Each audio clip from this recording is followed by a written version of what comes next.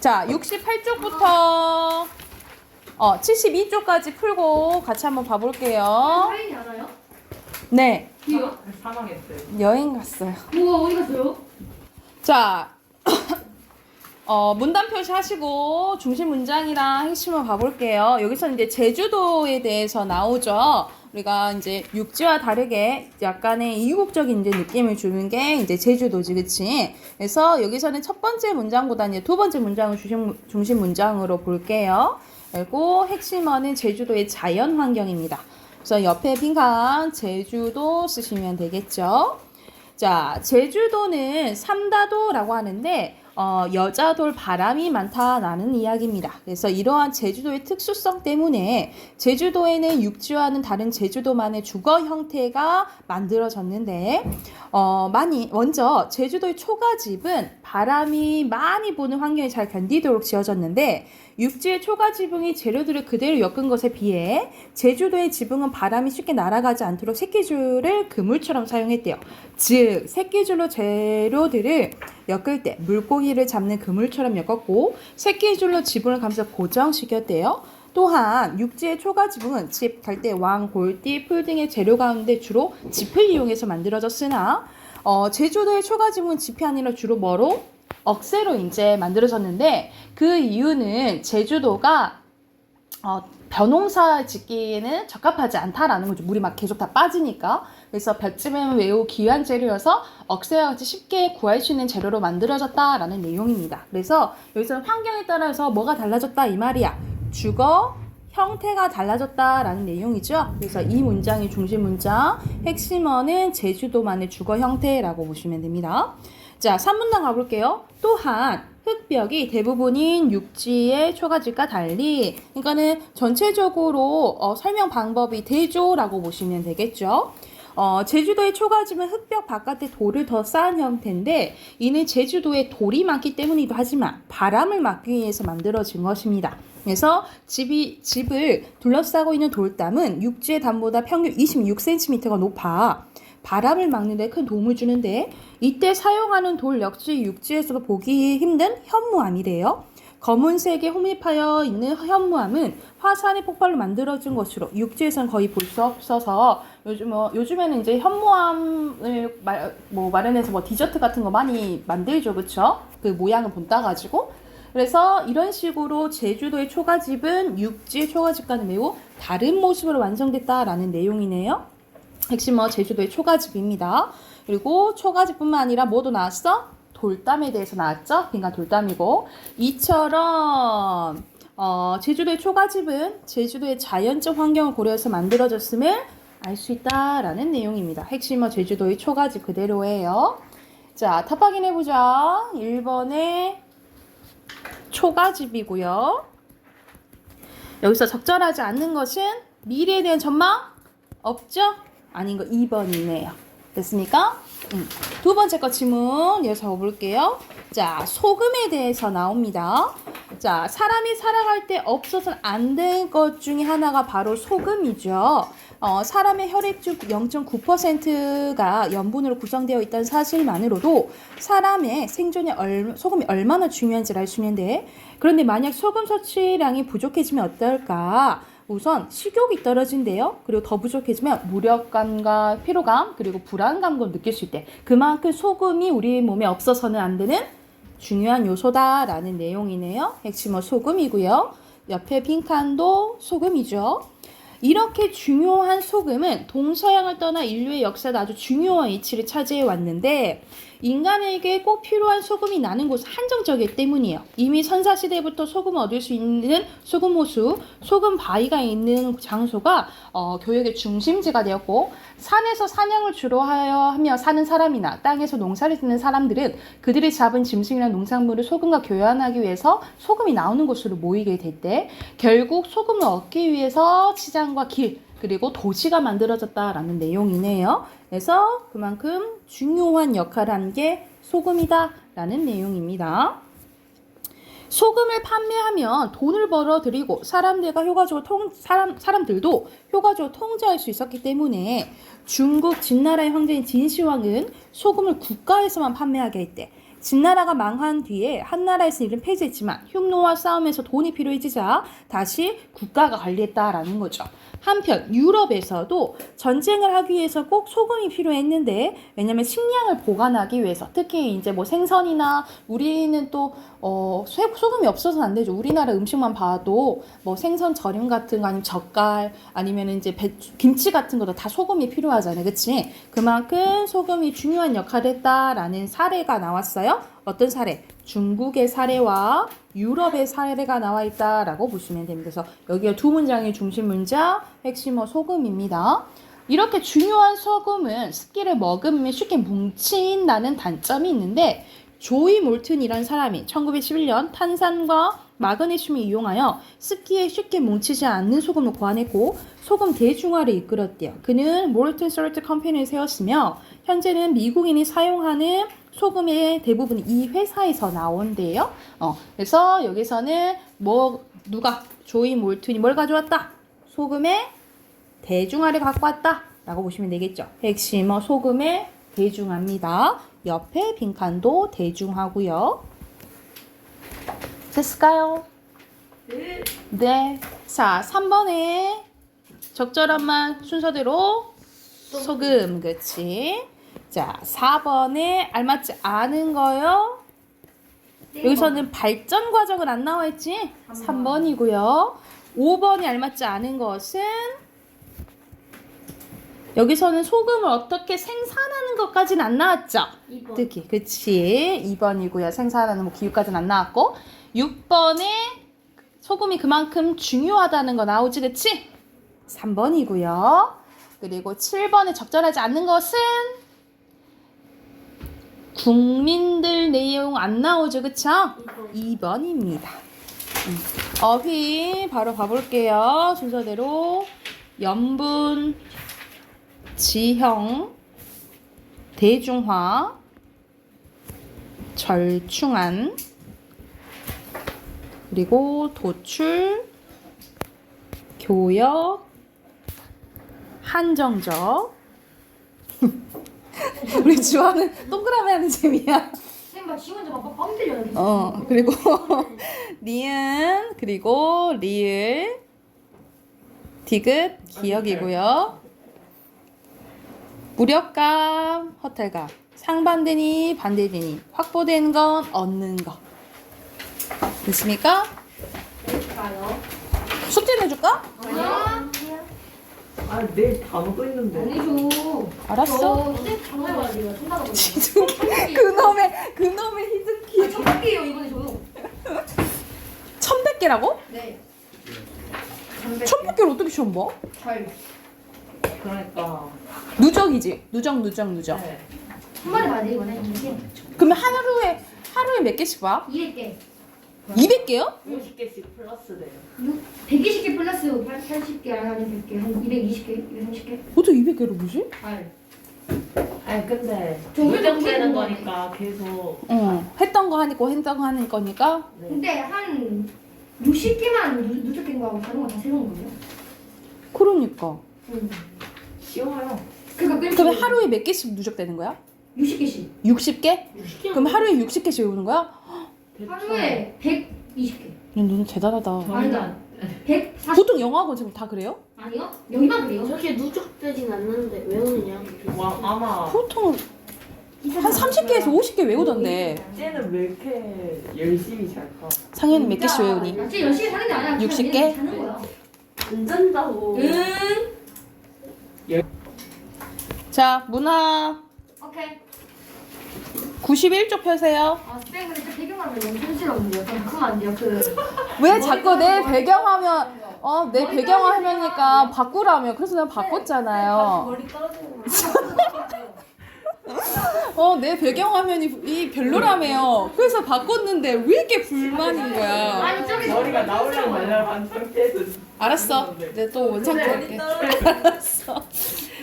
저렇게 제목 지어놓으니까 뭔가. 자, 91쪽. 자, 우리 이제 소설이 이제 들어가는데, 자, 소설의 3요소 먼저 얘기해주면, 소설의 3요소는 주제, 은율. 구성, 문체예요. 소설의 3요소는 뭐다? 주제, 구성, 문체고. 선생님 인물 아니에요? 그 인물이 구성의 3요소예요. 인사배, 인물, 사건, 배경이 소설 구성의 3요소라고 보시면 돼요. 그래서 그냥 3요소는 주제, 구성, 문체고요. 소설 구성의 3요소가 뭐라고? 인물, 사건, 배경이고요. 문체는 작가마다 쓰는 스타일이 다르다라는 거예요. 우리가 어떤 이제 사람에 대해서 다 알게 되면 글만 봐도 이거 최윤이 쓴 것 같은데 아니면 주아가 쓴 것 같은데 이제 알 수가 있다 이 말이죠. 이게 이제 문체를 통해 드러나는데 이 문체를 알 수 있는 게 세 가지예요. 서술, 글씨체. 묘사, 맞잖아요. 선생님 중학교 한 번에 해볼걸요? 진짜요? 대화입니다. 뭐라고? 아니야. 이걸 통해서 작가마다 뭐가 드러난다? 문체가 드러난다 라고 생각을 하시면 됩니다. 자, 오늘 배울 거는 소설 구성의 3요소, 특히 인물과 배경에 대해서 나와요. 자, 인물은 말 그대로 소설에 등장하는 사람이죠. 등장인물인데, 자, 어떤 이제 기준에 따라서 나뉘어집니다. 중요도에 따라서 중심, 주변. 말 그대로 드라마로 치면 주연, 조연이라고 생각하시면 되겠죠. 그리고 역할에 따라 주동, 반동. 사건이 이끌어가는 거 말 그대로 주인공. 그리고 반동은 이 주인공을 힘들게 하는 뭐 악역 같은 거라겠죠. 그치? 악역 같은 거로 생각하시면 되겠죠. 악역인데. 그리고 요즘 선생님 드라마를 보는데 뭐 보냐면 내 남편과 결혼해줘를 보거든요. 근데 거기서 그 여자 그 서브 그 수민이 역할 맡으니까 너무 연기를 잘하는 거야. 그래서 어? 그 직업. 아니 너무너무 잘한다고. 너무너무. 배우잖아요. 배우인데 너 소름 끼치게 좀 잘한다고. 당연히 연기야 선배. 근데 거기 보아가 나오거든요. 아. 근데 보아는 너무 못해. 연기를 너무 못해서 몰입도가 좀 떨어지는데 하여튼 그런 인물을 생각하시면 되고 이게 중요한 게 갖고 있는 특징 또는 계층을 대표하냐 아니냐에 따라서 전형적 인물과 개성적 인물로 나뉘어져요. 이걸 잘 봐야 되는데 전형적은 어떤 집단이나 세대를 대표하는 거예요. 선생님 물어보게. 효녀 하면 누구? 심청. 심청이. 오. 열녀 하면은 그게 뭐예요? 열려? 춘향이라고 보시면 되겠죠. 이런 식으로 어떤 사회 계층이나 집단을 대표하며 전형적 인물이라고 하고 그 반대는 개성적 인물이라고 보시면 돼요. 그리고 성격이 한번 정해지면 안 변하면 평면적, 변하면 입체적 인물이라고 보시면 돼요. 그래서 옛날 이야기 보면 착한 놈은 계속 착하고 못된 놈은 계속 못되잖아. 그치? 개가천선하기가 조금 힘들죠? 이런 식으로 전형적 인물이랑 평면적 인물 있죠? 한번 이어볼까? 요 인물들은 어디서 많이 나오냐면 고전소설에서 많이 나온다라고 보시면 돼요. 고전소설에서 많이 나온다라고 보시면 되고 그 반대로 개성적 인물이랑 평면적 인물은 뭐 현대소설에서 많이 나온다라고 생각을 하시면 되겠죠? 그죠? 네? 이게 팬들이 지금 되겠죠? 정상적 인물하고 평면적. 일어나. 커피 먹어 커피. 일어나서 카페인 주자. 들어도 돼. 알겠죠? 자, 그리고 이런 인물의 성격 제시가 자, 여기 오른쪽 잠깐 봐보자.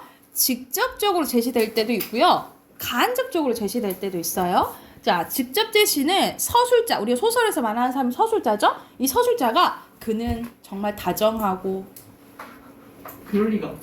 자성하고 뭐라 해야 될까? 아니 그냥 그는이라 했잖아. 그는 다정하고 그러니까. 수더분했다. 뭐 이런 식으로 얘기를 해주는 거예요. 그러면 직접 말을 해주면 같은 말로 뭐라 하냐면 그냥 말하기라고도 하고 설명적 제시. 설명해주면 좀 줄어들겠죠? 그래서 같은 말로 요약적 제시라고도 해요. 그에 반해 간접 제시는 서술자가 성격을 직접 말하지 않고 인물의 행동이나 외모, 대화를 통해서 드러내는 거예요. 그래서 예를 들어서 선생님한테 막 말대꾸 하는 학생 딱 나와. 얘는 네 가지가 없네. 버릇이 없네. 라는 걸 우리가 추측할 수 있잖아. 그치? 그쵸. 이거는 같은 말로 보여주기, 보여. 극적, 문화적인 식적 제시가. 장면적 제시라고 보시면 됩니다. 그래서 같은 말 알아두시면 되겠죠. 그래서 서술이 딱 돼 있는 걸 봤을 때 이게 직접 제시인지 간접 제시인지 이제 구별하실 줄 아시면 돼요. 너무 특정해가지고 하시는 그냥 간식 주시면. 자, 배경 갑니다. 배경은 소설이 일어나는 시간과 장소, 사회적, 역사적 상황인데 여기서는 시간적 배경과 공간적 배경 따로 나와 있죠. 이렇게 둘이 묶어봐. 이걸 묶어서 뭐라고 하냐면 시공간 시공간적이라 할 줄 알았어. 자연적 배경이라고 해요. 자연적 배경. 간접 배경. 그리고 여기서는 시대적 배경이라고 나와 있는데 말 그대로 우리 그 작품들을 보면 주된 배경이 자꾸 나온 데가 있잖아. 예를 들어서 뭐 6.25 전쟁이라든지 일제강점기라든지 아니면은 뭐 독재 정권이라든지 이런 게 나오잖아요. 그쵸? 그래서 같은 말로 뭐라고 보면 되냐면 사회적 배경이라고 보시면 돼요. 그래서 이 사회적 배경 말고도 뭐 심리적 배경 이렇게 나오긴 하는데 주로 나온 건 이 자연적 배경이랑 사회적 배경이니까 이거 두 개 알아두시면 돼요. 그래서 한번 시간적 배경이랑 공간적 배경 묶어서 뭘 한다고? 자연적 배경, 그리고 특정 사회적 역사 상황을 나타내는 거는 사회적 배경, 같은 말로 시대적 배경이라고 하긴 하는데 보통 사회적 배경이라고 해요. 이렇게 알아두시면 되겠죠. 이해됐습니까? 네, 그러면 넘겨서 92쪽 풀어보세요.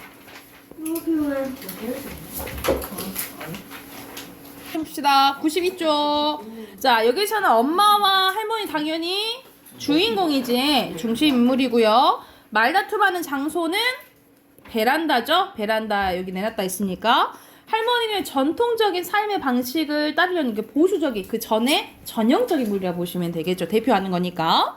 자, 징용이란 단어가 나왔지, 그치? 그러니까는 시대적 배경, 그렇죠. 그리고 여기서 나는 주인공이 아니에요. 나는 주인공이야. 그래서 X예요. 그리고 여기서는 시간적 배경 나와 있나요? 시간적 배경? 있어요. 없죠. 없어요. X예요. 그리고 밑에 순서대로 연거푸, 당도, 적적, 애잔입니다. 자, 앞으로 가면 어디로 가시면 되냐? 84쪽으로 가시면 됩니다. 84쪽으로 가면 자, 첫 번째 작품은 노새 두 마리라는 작품이에요. 이 노새 두 마리는 보통 이제 2학년보다는 3학년 교과서에 조금 많이 수록되어 있는데 자, 여기서는 가장 많이 나오는 이제 문제가 제목의 의미를 많이 물어요. 자, 제목이 노새 두 마리인데 여기서 결과적으로 얘기하면 노새랑 아버지를 얘기합니다. 그래서 이제 두 마리를 얘기하는데 이 노새와 아버지를 이제 공통적으로 이제 말한 의미가 있겠죠. 그 의미가 여기서 배경이 1970년대거든요. 여러분 1970년대 나오면 두 가지로 생각하시면 돼요. 산업화, 도시화가 막 일어났던 시기고 또는 독재 정권이 있었던 시기입니다. 그래서 크게 시나 소설이 1970년대가 배경이다 하면 도시화, 산업화, 독재 정권 기억하면 되는데 여기서 내용은 도시화, 산업화 이야기예요. 그래서 이 도시화, 산업화는 우리가 세상이 막 좋게 변하면 좋잖아. 근데 막 빠르게 변하는 시대에 우리가 빠르게 이제 적응하는 사람이 있는가 반면에 도태되고 적응하지 못하는 사람들이 있잖아. 근데 여러분 생각했을 때 잘 사는 사람이 그러겠어? 못 사는 사람들이 그러겠어? 잘 사는 사람. 잘 사는 사람이 빨리 적응하고 못 사는 사람들이 잘 따라가기 힘들겠죠. 그쵸? 그래서 결과적으로 노새와 아버지는 어떤 공통점이 있냐면 시대 변화에 적응하지 못하는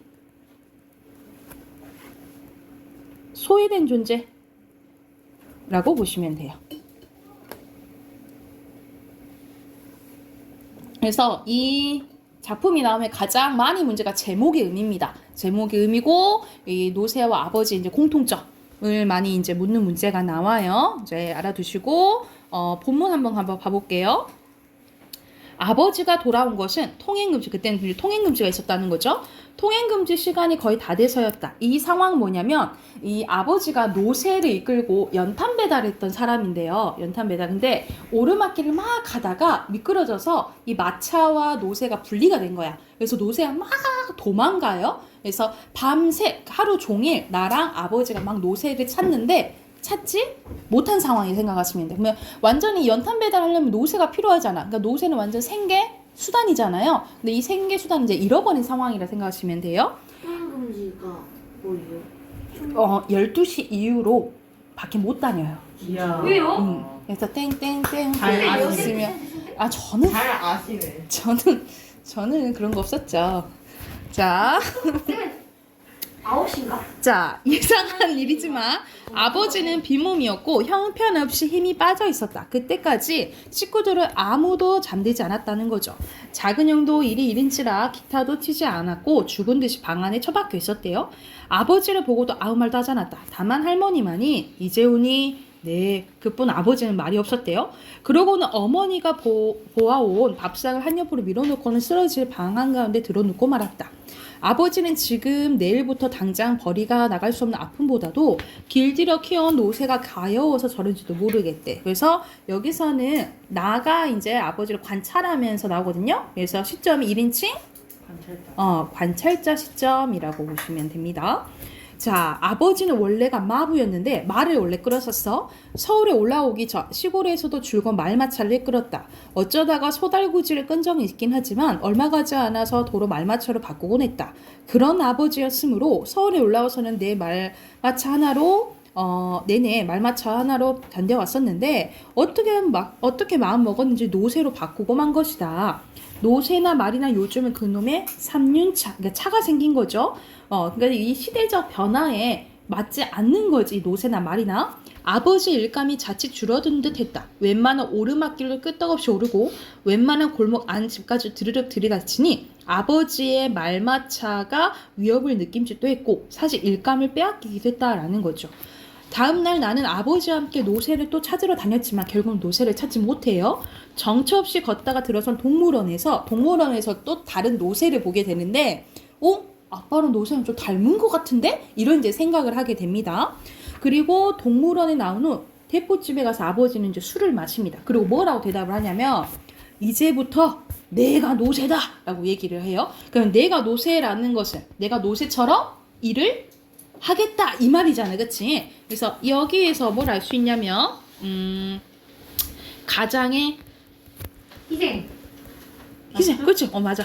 책임감이 드러난다 라고 보시면 되겠죠. 그러니까 가정을 이제 책임지려는 가장으로서의 모습이 드러난다라고 보시면 되겠죠. 내가 노새가 돼야지 별 수 있니? 그놈이 도망쳤으니까 이제 내가 노새가 되겠다라고 얘기를 한 거야. 기분 좋게 취한 듯한 아버지는 놀라는 나를 보고 히잉 하고 웃었대. 사실 이 웃는 게 진짜 즐거워서 웃는 것은 실성에서. 아니죠, 그쵸? 약간의 그래도 이제 이겨내려고 마음 다 잡은 거야. 나는 어쩐지 그런 아버지가 무섭지만은 않았다. 그러면 형들이나 나는 노새 새끼고 어머니는 암노새고 할머니는 어미노새가 되는 걸까? 나도 아버지 따라 힝 웃었대. 어른들은 이래서 술집에 오는 모양이었다. 나는 안주만 집어 먹었는데도 턱없이 즐거웠대. 노새 가족 말고는 우리 말고는 없을 것이다 라고 생각한 거야. 자, 여기선 사실 심각한 아버지 입장에서 완전히 내가 이해해요? 이해하지? 못하잖아, 그치? 그래서 여기서는 어린 서술자의 순수한 면모가 드러난다 라고 보시면 돼요. 또는 이걸 어린 서술자의 한계라고도 하거든요. 그래서 순수한 모습이 드러난다 라고 보시면 되겠죠. 그러나 이러한 생각은 아버지와 내가 집에 당도했을 때 무참히 깨어지고 말았대. 그러니까 아버지가 마음을 다잡고 오게 된 거잖아. 집에 왔는데 우리를 본 어머니가 허둥지둥 나와서 이걸 어쩌오? 글쎄 경찰서에서 당신 오래요. 그놈의 노새가 사람을 다치고 가게 물건들을 박살냈대요. 이걸 어쩌지? 노새는 찾았대? 찾거나 그러면 괜찮게요? 노새는 간대원되었고 사람들만 다치고 하니까 누구네 노새가 그랬는지 소소문 끝에 우리 집으로 순경이 찾아왔지 뭐요? 오늘 날에 지서에서 나온 사람이 우리 노새가 튀는 바람에 여기저기서 많은 피해를 입었으니 도로 무슨 법이라나 하는 법으로 아버지를 잡아 넣어야겠다고 이루고 갔다라는 거예요. 아버지는 술이 확 깨인 듯 그 자리에 선 채 한동안 눈만 뒤룩뒤룩 굴리고 서 있더니 코를 힝 하고 불었대. 그러고는 아무 말 없이 스적스적 문 밖으로 나갔다라는 거죠. 나는 아버지하고 뒤를 따랐으나 아버지는 돌아보지도 않고 어두운 골목으로 나가고 있었대. 나는 그 순간 또 한 마리 노새가, 그러니까 아버지를 의미하는 거죠. 또 한 마리의 노새가 집을 나가는 것 같은 착각을 일으켰대. 아, 그리고는 무엇인가 뒤통수를 때리는 걸 느꼈다라는 거죠. 그 순간 나는 깨닫게 된 거야. 뭘 깨닫게 되냐면, 아, 우리 같은 노새는 뭐야? 시대 변화에 적응하지 못하는 소외된 존재를 의미하는 거죠. 어차피 이렇게 비행기가 붕붕거리고, 표시하자, 세모. 헬리콥터가 앵앵거리고, 그리고 자동차가 빵빵거리고, 자전거가 쌩쌩거리는 대처에서는 발붙이기 어려운 것인가? 라는 생각이 들었대. 언젠가 남편이 택시 운전사인 칠수 어머니가 했던 말, 최소한 자동차는 굴려야지. 지금 어느 때인데 노새를 부려? 라고 했다라는 거죠. 그래서 선생님이 세모랑 동그라미인데 대조된다라고 보시면 돼요. 그 말이 생각났대. 그것은 잠깐 동안이고 나는 그만 아버지를 쫓았대. 또 한 마리의 노새를 찾아 아버지를 찾아 뛰었다라고 하면서 이 이야기가 끝나게 돼요. 그래서 끝은 이제 좀 열린 결말이겠죠. 근데 아무래도 조금 부정적으로 끝나는 걸 수는 있겠지만 그래도 아버지는 포기하지 않고 가정을 위해서 열심히 일을 하면서 뭐 지냈겠지, 그치? 그래서 이렇게 소외된 존재에 대해서 다룬 소설이라고 보시면 돼요. 그래서 중심인물 넣는 거 나오네, 그치? 중심인물은 아버지와 나고요. 자, 배경은 1970년대 산업화 시기라고 보시면 됩니다. 됐을까요? 뭐 주제 써놓고 문제 풀게요. 주제는 밑에 시대의 변화에 적응하지 못하는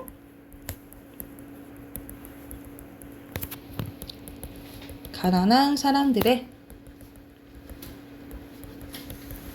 힘겨운 삶에 대해서 얘기했다라고 보시면 됩니다. 자, 주제 썼으면 뒤로 넘겨서 세 문제 있거든요. 바로 문제 풀어봅시다.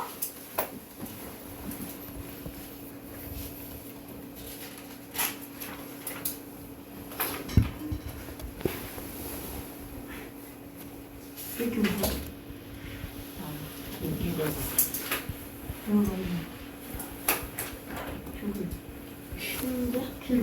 자, 바로 답 확인해보면 아버지 나 대포집이죠.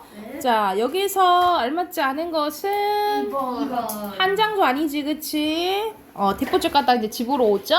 그래서 여기서는 너무 잘 보인다. 4번. 4번이죠. 오케이. 자, 그 다음 거 봐볼게요. 진지? 소설이었어. 자, 메밀꽃 필무렵이란 또 이제 작품인데 여기서는 뭘 중점적으로 보시면 되냐면 묘사가 우리 아까 전에 문체를 알 수 있는 게 서술 대화 묘사라고 했잖아요. 묘사가 되게 이제 잘 드러난 소설 중에 하나라고 보시면 돼요. 자, 여기서는 장돌뱅이라는 사람들이 나오는데 이 장돌뱅이라는 이제 뭐라고 보면 되냐면 시장할 때 장 있죠. 이 시장을 막 돌아다니면서 이제 뭐 팔러 다니는 사람들 장돌뱅이라고 생각을 하시면 돼요. 그럼 이 사람들은 어디 한 곳에 정착하지 못하고 돌아다닐 수밖에 없는 거지, 그치? 그래서 우리가 여러분 사주로 보면 역마살 들어봤나요? 역마살이 난 역마살이 있어 뭐 이런 말을 많이 하는데 역마살은 어느 한 곳에 정착하지 못하고 막 떠돌아다니는 것을 이제 얘기한다라고 생각하시면 돼요. 자, 여기서 이제 대화라는 장소로 갑니다. 대화까지의 70리 밤이에요. 고개를 지나 둘이나 넘고 개울을 하나 건너고 벌판과 산길을 걸어야 된다. 길은 지금 긴 산허리에 걸려 있는데 지금 산을 이제 가고 있는 거죠. 밤중을 지난 무렵인지 죽은 듯이 고요한 속에는 짐승 같은 달. 직유법 나왔네요. 달이 숨소리가 있나? 있을 수도 있죠. 산업적으로 뭐 의인법을 볼 수 있겠죠. 손에 잡힐 듯 들리며 뭐 청각적 심상도 쓰였고요. 콩포기와 옥수수 잎새가 한층 달이 푸르게 젖었대. 시각적인 심상도 나오네요. 산허리는 온통 메밀밭이어서 피기 시작한 꽃이 소금을 뿌린 듯이 흐뭇한 달빛에 숨이 막힐 지경이다. 붉은 대궁이 시가 향기같이 후가 애잔하고 나귀의 걸음이 시원하대요. 그래서 메밀밭이 쭉 있는데 거기 이제 거닐고 있는 거라 생각하면 돼. 길이 좁은 까닭에 여기서 세 사람이 나오는데 이 세 사람이 나귀를 타고 외줄로 늘어섰대. 그러니까는 이렇게 일자로 이제 가는 상황이라고 보시면 돼요. 방울 소리가 시원스럽게 딸랑딸랑 메밀밖으로 흘러간다. 앞장선 허생원이, 그러니까 맨 앞에 있는 사람이 이제 허생원인 거야. 허생원의 이야기가 꽁무니에 선 동이 얘는 확적하게 안 들렸대. 그러니까는 허생원의 이야기가 동이한테는 잘 들려 안 들려? 안 들리는 상황인 거예요. 그래서 뭐라고 얘기하냐면 자기 옛 이야기를 합니다. 뭐라고 얘기하면 장에 선 꼭 이런 날 밤이었네. 객주집 토방이랑 무더워서 잠이 들어야지. 밤중인데 손자 일어나 개울가에 목욕하러 나갔지. 그때 봉평 지역 이름이요. 지금이나 그제나 마찬가지지. 보이는 곳마다 이렇게 매물리 받쳐서 개울가가 어디 없이 하얀 꽃이야. 돌밭에 벗어도 좋을 것을. 달이 너무 밝은 까닭에 옷을 벗으러 물방앗간으로 들어가지 않았나. 근데 이상한 일도 많지. 거기서 남대없이 성서방네 처녀와 마주쳤다라는 거지. 봉평에서 제일 간 일색이었지 하면서 거기서 제일 이제 동네에서 이쁜 여자와 마주치게 된 거예요. 발자에 있었나 보지 하면서 응답하면서도 말머리를 아낀 듯 한참이나 담배를 빨 뿐이었다. 구수한 자줏빛 연기가 밤 기운에 흘러서 녹았다. 날 기다린 건 아니었으나 그렇다고 달리 기다리는 논팽이가 있었던 거 아니었네. 처녀는 울고 있었단 말이야. 짐작은 되고 있었으나 성서방네 성서방네는 한참 어려워서 들고 날 판이었지. 그러니까 집안이 되게 어려웠던 거예요. 한 집이 일이나 딸에겐들 걱정이 없을 리가 있겠나. 좋은 데만 있으면 시집도 보내려면 시집은 주고도 싫다지. 그러나 처녀란 울 때처럼 정이 끊을 때가 있을까? 우니까 되게 안쓰러웠고 좀 이뻐 보이고 막 그랬다는 거죠. 처음에는 놀라기도 한 눈치였으나 걱정이 있을 때 누구라도 쉬해도 돼서 이럭저럭 이야기를 하다가 그 생각하면 무섭고도 기막힌 밤이었네. 제천인가로 주랭랑 놓은 건 그 다음 날이었나? 그러니까는 이 날 밤 이 성서방네 처녀랑 이 허생원이랑 첫날 밤을 보낸 거예요. 근데 그 다음 날 밤 이 성서방네 가족이 다 없어진, 이제 뜨고 난 후라고 보시면 되겠죠. 다음 장도망에는 온 집안이 사라진 후였네. 장판의 소문의 끝에 뒤집혀 오죽해 술집에 팔려가겨 상수라고 처녀의 뒷공론이 자자들 말이야. 제천 장반을 몇 번에 뒤졌거나, 그러니까 제천으로 갔다고 해서 제천을 막 뒤졌는데도 찾아서 못 찾았어. 못 찾았다 이 말이야. 하나 처녀의 꼴은 껌껌먹은 자리야. 너무 깨끗하게 없어져 버렸다라는 거죠. 첫날 밤이 마지막 밤이었지. 그때부터 봉평이 마음에 든 것이 반평생 두고 다니게 되었네. 평생인데 잊을 수 있겠나 하면서 허생원이 내가 젊었을 때 말이야 이 여자를 만났는데 평생 지금 못 잊는다 이 얘기를 이제 한 거예요. 동희는 아버지가 없이 자신을 낳아 집을 쫓겨난 어머니 이야기와 지금까지 아버지를 본 적이 없으며 아버지가 어디 사는 줄 모르고 지내온 자신의 이야기를 합니다. 고개 너머로 바로 개울이었는데 개울가로 가요. 장마에 흘러내린 널다리가 아직도 걸리지 않은 채로 까닭에 벗고 건너야 되었던, 그러니까 이제 벗어야 되고 이제 가야 된다는 거지. 고이를 벗어 띠로 등을 얽어매고 반 벌거숭이 우스꽝 꼴로 물속에 들어들었다. 금방 땀에 흘린 뒤였으나 반물은 뼈에 찔렀다. 그래서 누가 키워줬나? 라고 물어본 거야. 어머니는 하는 수 없이 의부를 얻어서 술장수를 시작했죠. 술이 고출해서 의부라고 전망난이에요. 철들어서 또 맞기 시작한 것이 하루는 편한 날이 있었을까. 어머니는 말리다가 채이고 맞고 칼부림을 당하고 하니 집골이 뭐 하겠어요. 그래서 18살부터 나와가지고 저 이렇게 살고 있습니다. 장돌뱅이 하면서 살고 있습니다. 라고 얘기를 한 거야. 총각 낯세운 섬이 묻어나고 생각했더니 딱 하네. 힘들게 자랐네 라고 한 거예요. 오른쪽 보면 물은 깊어 허리까지 채웠대. 속 물살도 어지간히 센 데다가 발에 채이는 돌멩이도 미끄러워서 금시에 훌출했다. 나기와 조선딸, 이 조선딸은 그 가운데 있던 사람이야. 재빨리 건넜으나 동이는 허생원과 붙들라고 훨씬 더 떨어졌대. 모친의 친정은 원래 제천이든가? 라고 물어보니까 웬걸요? 말은 애미주나 봉평이라고 얘기를 드는 거야. 그러면 설마? 이런 생각이 든 거지. 봉평? 그래, 그 아비의 성은 무엇이고? 알 수 있나요? 도무지 듣지 못했으니까. 그렇겠지? 하면서 눈을 까물까물 하다가 허생원이 경망하기도 발을 헛디뎠대. 그래서 이제 동이가 이제 좀 도와주면서 이제 건너게 되고, 마지막에 보면은 동이가 똑같이 자기랑 같은 왼손잡이인 걸 알게 돼요. 그러니까는 마지막 암시는 동이가 누구의 아들이구나, 허생원의 아들이구나 라는 것을 암시하면서 끝나게 되는 이야기라고 보시면 돼요. 그래서 여기도 중심인물은 바로 나오죠. 허생원, 과 동이라고 보시면 되고요. 배경은 산허리.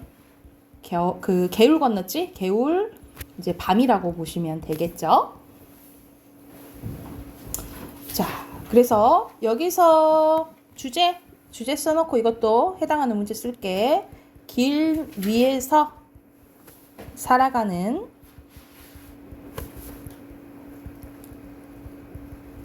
장돌뱅이 삶의 슬픔과 기쁨 그리고 인연에 대해서 얘기했다라고 보시면 돼요. 길 위에서 살아가는 장돌뱅이의 삶의 슬픔과 기쁨, 인연에 대해서 얘기했다라고 보시면 되고 뒤로 넘겨서 네 문제 풀어볼게요.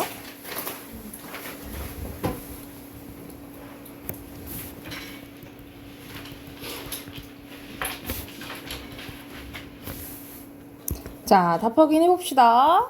자, 4번의 순서대로 허생원 달 쓰시면 되고요. 알맞지 않은 것은 동의는 허생원 얘기 잘 안 들린다 했지, 그치? 5번은 2번이고요. A에 들어간 것은 설마 내 아들일까 생각하는 거죠? 5번이고요. 그리고 세 글자 메밀밭입니다. 왜요? 꽃이라니? 메밀꽃이라 했어요? 메밀밭이에요? 메밀밭에는 꽃인가? 메밀밭. 자, 문법 꺼내봅시다. 우리 저번 시간에 문장 성분 했었죠? 설날 전에. 그랬나? 이게 뭐예요? 그거. 오케이. 자, 문장 성분에 대한 문제 더 풀게요. 150쪽으로 갑니다. 어. 150쪽이 아니야. 152쪽으로 갑니다. 152쪽. 네. 자, 152쪽부터 155쪽까지 문제 풀게요. 문제 풀고 답 확인하고 진도 나갈게요.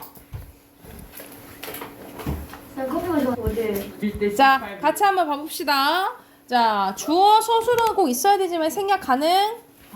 뭐죠? 그리고 주어 목적어 우와. 보어 서술어죠. 그리고 누가 무엇이 주체 맞고요. 풀이하는 거 맞지요. 자, 주어 보어 서술부는 주어 끊으시면 돼요. 네.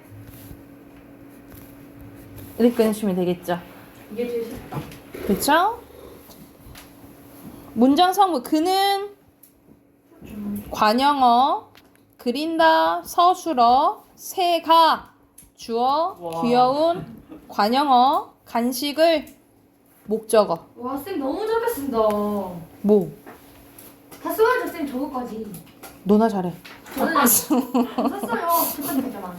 자, 흔든다 서술어 어머 독립어 영희도 주어 이거. 너를 목적어 빨리 부사어 어린애가 보어 그런 관형어. 자, 대상이니까 누가 무엇을 목적어 맞지요. 보어는 특정 서술어 되다 아니다 앞에서 나타나는 거고요. 관형어를 생각하면 상관은 없어요. 있다 아니죠? X. 그리고 부사어 맞고요. 독립어 맞고요. 자, 기둥이 보어 밥을 먹었다는 거잖아. 목적어 여보세요. 독립어 빠르게 부사어 너는 안 갔니 이거잖아. 주어. 자, 꾸며주는 말 운동 잘 장난꾸러기 아, 동그라미 쳤다. 비가 다 썼다. 오겠어. 와, 쌤. 오랜만에 이거 다 쓰네. 원래 쌤한테 동그라미 왔어. 문장 전체예요. 됐죠? 자, 15번. 자, 주성분 동그라미 부속성분 세모 독립어야. 할머니께서 텃밭을 가꾸신다. 나영이가 선주를 기다린다. 올챙이가 어머나, 올챙이가 개구리가 되었구나. 벌써 큰 거미는 곤충이 아니다. 강아지들이 눈을 떴다. 갈게요. 아, 갈게요. 곧. 따라하는 거잖아. 됐나요? 자, 여러분, 이게 확실히 돼 있어야 돼. 주어, 서술어, 목적어, 보어, 관용어, 부사어, 독립어가 돼 있어야지 앞에 오늘 거 할 거야. 자, 92쪽 갑니다. 이거 맞네. 아 그때 그 트라우마가 있는데. 쌤이 그 주는 거 주는 거 있잖아. 그래 트라우마가 있어. 자, 92쪽 가보면, 자, 우리가 앞에서 문장 성분 배웠죠? 자, 문장 성분 몇 개? 3개. 어? 7개. 7개. 7성분이야, 7성분. 이걸 확실히 해야지 이제 오늘 할 거야. 자, 문장의 종류는, 문장은 크게 2가지로 나뉘어집니다. 문장은 크게 혼문장과 겹문장으로 나뉘어져요. 그쵸? 혼문장과 겹문장으로 나뉘어지는데, 혼문장은 말 그대로 주어와 서술어가 하나 있는 걸 의미해요. 하나. 겹문장은 2개 이상이라고 생각하시면 되겠죠. 그래서 주어 서술어가 아무리 문장이 길어도 주어 서술어가 하나면 혼문장이에요. 2개 이상이면 무슨 문장이라고? 전문장. 겹문장. 그러면 주어와 서술어를 잘 찾아야겠지. 그치? 그런데 주어는 생략되어 있는 경우가 많아요. 그래서 서술어를, 주어랑 서술어 다 찾긴 찾아야 되는데 주어가 생략되어 있는 경우가 많으니까 서술어를 더 중점적으로 찾아야 돼. 서술어가 2개 이상이면 겹문장인 거예요. 아셨죠? 근데 서술어에 뭐가 올 수 있냐? 서술어에 뭐 올 수 있다 했어? 품사. 형용사 부사. 아니야. 형용사 동사. 그렇지. 형용사, 동사, 하나 더. 서술격 조사이다. 아이고 잘한다. 서술격 조사. 기도 안 하냐? 이다예요. 자, 다시 한번.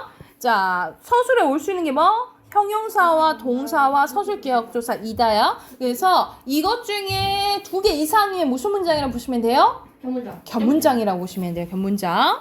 자, 그거에 대한 설명입니다. 혼문장은 주어 안에서, 한 문장 안에서 주어 서술어 한 번씩 나오는 것을 혼문장이라고 하고요. 전문 나왔죠? 전부 다. 자, 그리고 주어 서술의 관계가 2번 이상 나오는 문장을 겹문장이라고 합니다. 이해가 됐을까요? 그런데 이 겹문장이 또 2가지로 나뉘어져요. 어떻게 나뉘면 문장이 결합하는 방식에 따라서, 이게 기준이야. 결합하는 방식에 따라서 이어진 문장과 아는 문장으로 나뉘어져요. 어떻게 나뉘어진다고? 이어진 문장이랑 아는 문장으로 나뉘어져요. 그래서 오늘은 이어진 문장 할 거예요. 자, 이어진 문장은 뭐냐면 관련된 쌤이 주어를 S라고 하고 서술어를 P라고 할게요. 자, 주어, 서술어, 관련된 주어, 서술어 연달아 이렇게 오면 이어진 문장이라고 해요. 그래서 예를 들어서 비가 오고 바람이 분다 이런 식으로 주어, 서술어, 주어, 서술어 이런 식으로 오면 이어진 문장이라고 보시면 돼요. 이해됐나요? 그런데 자, 관련된 주어랑 관련된 서술어가 떨어져 있어. 또 다른 주어와 또 다른 서술어가 하나의 문장 성분 역할을 하는 거야. 얘가 명사 역할을 하거나 관용어 역할을 하거나 부사 역할을 하거나 서술어 역할을 하는 경우가 있거든요. 그래서 근데 얘는 우리 문장은 완전히 끝나야 되거든. 주어 서술어를 갖고 있어도 완전히 끝나지 않으면 뭐라고 하냐면 절이라고 해요. 그래서 얘는 안긴 문장 또는 같은 말로 절이라고 해서 무슨 이 문장 전체를 부를 때는 무슨 절을 아는 문장이라고 부른다라고 보시면 돼요. 그래서 이 절의 종류가 5가지가 있거든요. 그래서 이거는 이제 내일 할 거고 오늘 할 거는 이어진 문장 먼저 할게요. 자, 오른쪽 가보면 자, 이어진 문장입니다. 이어진 문장 선생님 뭐라 했어? 주어 서술어. 주어 서술어 연달아 온다 그랬죠. 그쵸? 그래서 자, 근데 앞뒤 문장 바꿨을 때 의미 변화가 없으면 대등하게 이어진 문장이라고 보시면 돼요. 그래서 예를 들어서 쌤 그거 해. 원빈은 잘생겼지만 누구랄까?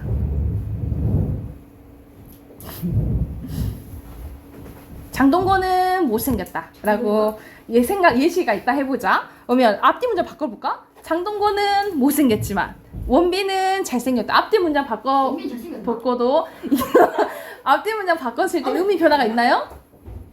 없죠. 앞뒤 문장 바꿨을 때 의미 변화가 없으면 대등하게 이어진 문장이라고 보시면 돼요. 그래서 옆에도 봐보죠. 나와 있죠. 앞 문장과 뒷 문장의 순서를 바꿔도 어색하지 않으면 대등하게 이어진 문장이에요.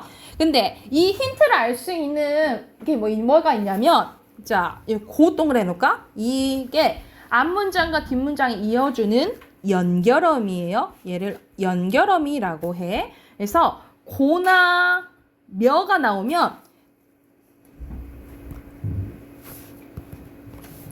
써놓자. 뭐뭐 고나 뭐뭐 하 며가 나오면 나열을 의미합니다. 나열을 의미한다 라고 보시면 되고, 여기서는 지만이 나왔죠. 뭐뭐 하 지만 또는 뭐뭐 하거나는 대조를 나타내요. 대조. 그리고 또 뭐뭐 하든지. 아우, 선생님 잘못 썼다. 이거 잘못 썼어요. 뭐뭐 하 나로 써야 돼. 그리고 뭐뭐 하거나 여기가 선택. 자, 그래서 연결어미가 나오는데 뭐뭐 하고 뭐뭐 하면은 뭘 나타내? 나열. 그리고 뭐뭐 하지마 뭐뭐 하나가 오면 대조. 그리고 뭐뭐 하든지 말든지 해 할 때 있죠. 이 든지나 뭐뭐 하거나 있죠. 이거는 네. 선택을 의미해서 나열이나 대조나 선택이면 어떻게 이어진 문장? 맞아. 대등하게요. 대등하게 이어진 문장. 어떻게 이어진 문장이라고? 대등하게. 대등하게 이어진 문장이라고. 이해됐어요? 자, 넘겨봐. 자, 하나 더 있어요. 자, 근데 앞뒤 문장 바꿨을 때, 우리 아까 전에 앞뒤 문장 바꿨을 때 의미 변화가 있으면 종속적으로 이어진 문장이에요. 아까 전에 의미 변화가 없으면 대등하게 이어진 문장이라 했죠? 근데 이건 앞뒤 문장 바꿨을 때 의미 변화가 있으면 종속적으로 이어진 문장이에요. 예를 들어서 서연이가 아파서 병원에 갔다라는 문장이 있어요. 근데 근데 바꿔봐. 서연이가 병원에 가서 아팠다. 아니, 우리가 아파서 병원에 간 거랑 병원에 가서 아픈 건 다르잖아, 그치? 이런 식으로 그건 아프고 싶은 거 아니야? 앞뒤 문장 바꿨을 때 의미 변화가 있거나 말이 안 되면 종속적으로 이어진 문장이라고 보시면 돼요. 그래서 예를 들어서 원인, 조건, 목적 등 종속적인 관계로 이어진 겁니다. 그래서 보통 이것도 뭐라 부르냐면 연결어미라 불러요. 종속적 연결어미라고 불러요. 그래서 원인, 결과, 뭐뭐 해서 원인, 결과, 그리고 조건, 뭐뭐 하면 조건, 뭐뭐 하려고 목적, 추가도 더 쓰자. 뭐뭐 할지라도는 양보를 나타내고요. 뭐뭐 하는데는 배경을 드러냅니다. 그래서 원인, 목적, 조건, 양보, 배경이 나오면 종속적으로 이어진 문장이라고 보시면 돼요. 다시 한번 이거 힌트를 얻으면 돼. 이렇게 만약 주어서설 왔어. 근데 연결어미를 통해서 어서가 쓰였네? 그럼 종속이네. 는데가 쓰였네? 종속이네. 근데 고가 쓰였네? 대등이네. 이런 식으로 힌트를 얻으시라고요. 이해됐어요? 그러니까 이거는 조금 외워두면 좋아요. 어서, 원인, 면, 조건, 려고, 목적, 뭐뭐 할지라도, 양보, 뭐뭐 하는데, 배경이라고 보시면 돼요. 그러면 여기 지금 94쪽까지 문제 풀어봅시다. 92쪽부터 94쪽까지. 그것보다 확실히 같이 한번 봐봅시다. 자, 주어와 혼문, 서술어가 한 번 더 다는 건 혼문장이죠. 네. 두 번 이상 한다는 건 겹문장이죠. 그리고 이게 이어진 문장, 아는 문장. 태연이는 영리하다. 호. 은우는 숙제를 하고 운동을 했다. 겹. 이 책은 책이다. 내가 읽던. 겹. 그녀는 미소를 띄었다. 홑. 그것은 옷이다. 언니가 산. 겹입니다. 쉽다. 자, 여기서는 대등 맞죠?